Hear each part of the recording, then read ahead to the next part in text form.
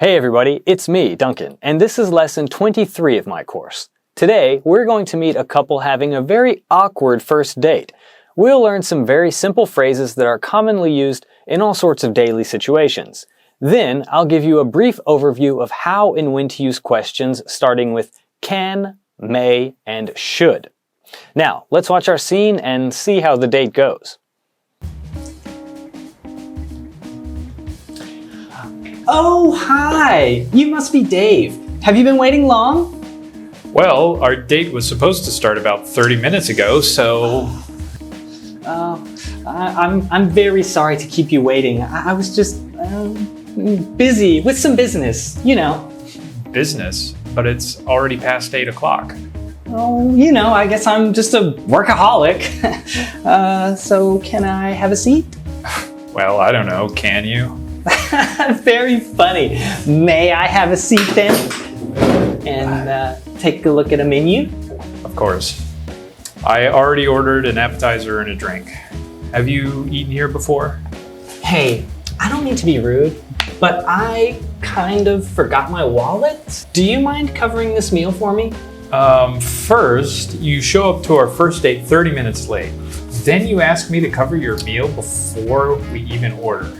Those are both big red flags, you know? Oh, sorry. I'm new to the whole dating thing.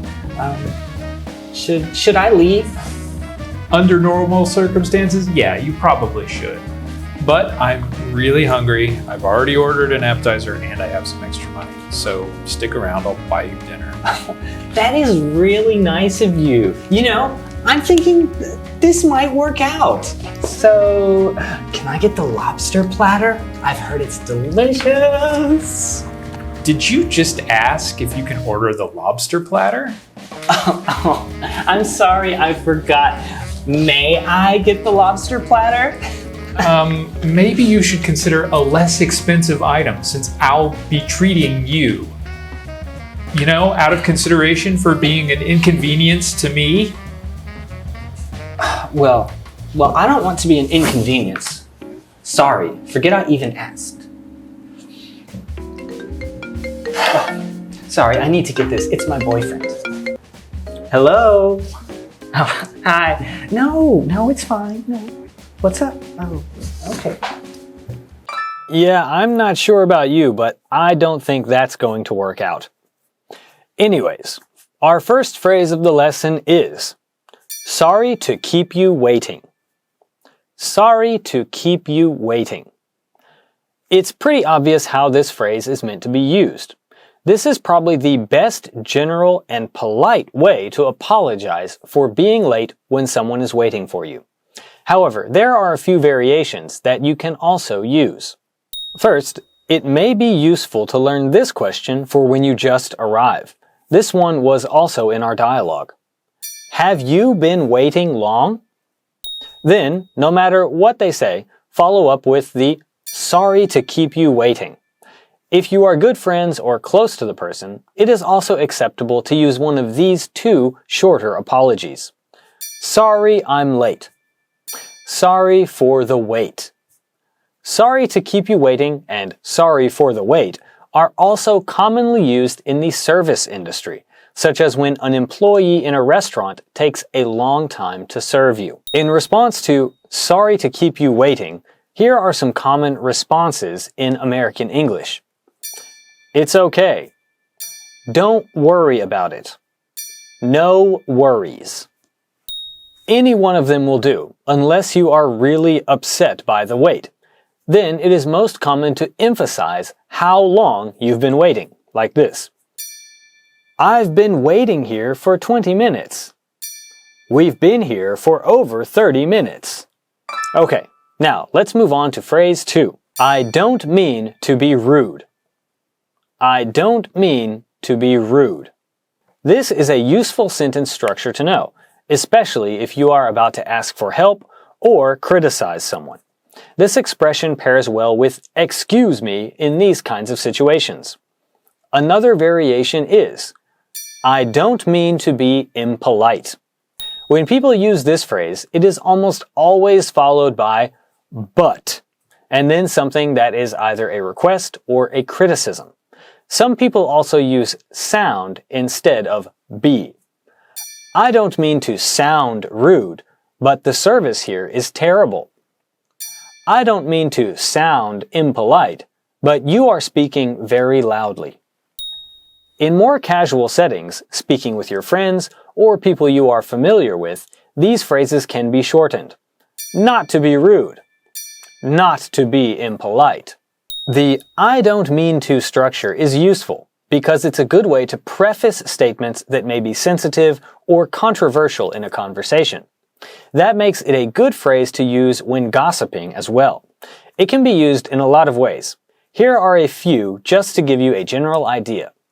I don't mean to interrupt, but you look like someone I know.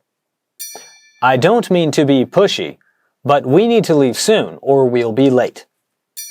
I don't mean to be nosy, but I saw your boyfriend with another girl. I don't mean to spread rumors, but I heard the company is going bankrupt. I don't mean to be too forward, but would you like to go on a date with me? Try using the I don't mean to be structure next time you need to bother someone with a request. Now for phrase 3. These are both big red flags, you know. These are both big red flags, you know. In the dialogue, the speaker is telling the other person that they have already made some big mistakes on a first date. They mention 2 things that have ruined the first impression of the meeting. The important phrase here is red flag. This phrase comes from traditional military lingo. The original meaning of a red flag is danger, and it was a signal that an attack was coming or had already begun. In modern English, the expression red flags has come to mean something concerning or something that suggests a problem. The way he was acting last night was a huge red flag. They say being impolite to servers in a restaurant is a red flag. In social situations, if a person does something that suggests they are not a good person or are not trustworthy, then people can call these actions or attributes red flags. When people are dating, a red flag in modern English can be a clue that the person will not be a good partner or is not suitable for the other person. Poor personal hygiene is a big red flag for me. My date last night talked about nothing but politics, so that was a red flag. This expression is used today in a wide range of ways. On the one hand, it might be an indication that a person is actually dangerous. I noticed he had fresh blood on his hands. That was a clear red flag. Or it might just mean that someone doesn't share the same tastes as the speaker. That guy only listens to K-pop. That's a huge red flag for me. It all depends on context. But in general, you can remember that a red flag is something you notice that makes you a little concerned about a person or a group. Alright, moving on to phrase 4. Sorry, forget I even asked. Sorry, forget I even asked. In our dialogue, the speaker uses this phrase to express the idea that they didn't want to cause a problem with their request. Of course, in the dialogue, the situation is a little bit strange and exaggerated. However, using forget as a command or a request is useful in lots of situations. If you ask someone a question and they seem upset or troubled that you asked, then you can say, forget I even asked. In practical terms, this is a phrase that basically undoes a request or cancels a question. Forget I even asked. Sometimes you might begin saying something and realize that you shouldn't say more. Or possibly you are talking to the wrong person. In those cases, you can say, forget I said anything. Forget I mentioned it. Sometimes people start conversations and realize they probably should have avoided certain topics or statements. These expressions are good for making that clear to people. In contrast, if another person apologizes for saying or doing something, it is very common for English speakers to reply with, forget about it. I'm really sorry I said that. I shouldn't have. Forget about it. It's not a big deal. Forget about it can be used in quite a few situations. It's a close substitute for don't worry about it. For example, hey, let me pay for dinner tonight. Forget about it. It's my treat. Thanks so much for all your help. Forget about it. I hope you won't forget how to use all these great expressions you've learned. Now, let's take a look at our scene one more time. Listen for the expressions we've covered. Oh, hi! You must be Dave. Have you been waiting long? Well, our date was supposed to start about 30 minutes ago, so... I'm very sorry to keep you waiting. I was just busy with some business, you know. Business? But it's already past 8 o'clock. Oh, you know, I guess I'm just a workaholic. So can I have a seat? Well, I don't know, can you? Very funny. May I have a seat then? And take a look at a menu? Of course. I already ordered an appetizer and a drink. Have you eaten here before? Hey, I don't mean to be rude, but I kind of forgot my wallet. Do you mind covering this meal for me? First, you show up to our first date 30 minutes late. Then you ask me to cover your meal before we even order. Those are both big red flags, you know? Oh, sorry. I'm new to the whole dating thing. Should I leave? Under normal circumstances, yeah, you probably should. But I'm really hungry. I've already ordered an appetizer and I have some extra money. So stick around, I'll buy you dinner. That is really nice of you. You know, I'm thinking this might work out. So, can I get the lobster platter? I've heard it's delicious. Did you just ask if you can order the lobster platter? Oh, I'm sorry, I forgot. May I get the lobster platter? Maybe you should consider a less expensive item since I'll be treating you. You know, out of consideration for being an inconvenience to me. Well, I don't want to be an inconvenience. Sorry, forget I even asked. Oh, sorry, I need to get this. It's my boyfriend. Hello? Oh, hi. No, it's fine. No. What's up? Oh, okay. Now, let's look over a few simple question forms for people making requests or asking permission by using can I, may I, and should I. First, let's look at the difference between can I and may I by studying this exchange from the dialogue. So, can I have a seat? Well, I don't know. Can you? Very funny. May I have a seat then? This kind of exchange was very common when I was in elementary school. A kid would ask the teacher, "Can I go to the bathroom?" And the teacher would say, "I don't know, can you?" This was a prompt for the student to ask, "May I go to the bathroom?" instead. The point was not to correct the meaning of the sentence, but to get the student to show respect for the teacher. In our last lesson, we talked about what kinds of questions you should use can for, and one of them is when asking for permission or requesting to do something.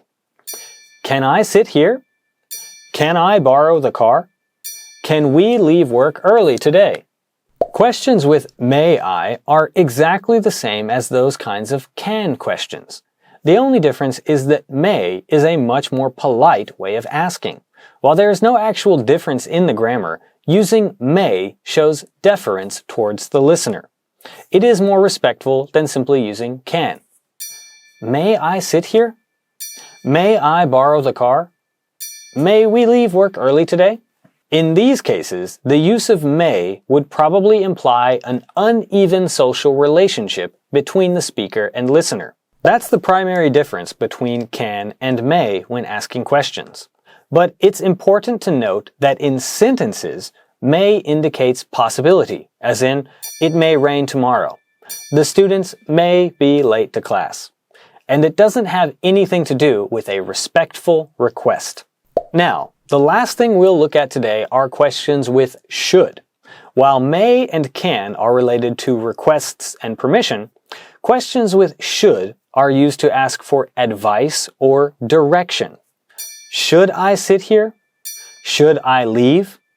These kinds of questions are basically giving authority for the action to the listener. What do they want you to do? Employees are likely to ask should questions to their boss. For example, should I give the report to you now or later? People in a relationship use should questions to make sure there is agreement before an action is taken. Should we go out to eat tonight? Generally speaking, use should I questions when you are unsure of what the proper action is. In many cases, you can change a can I question to a should I question as a way to indicate that you kind of know what the listener wants from you. It's hot. Can I open a window? Could also be, it's hot. Should I open a window? The difference in these two is nuance. By using should rather than can, the speaker is expressing their assumption that the listener probably would like to have the window open. In contrast, can is more like an open request, and there is no nuance as to what the listener might or might not want. Okay, I hope that answers some of your questions surrounding when to use can I, may I, and should I. So, you got that?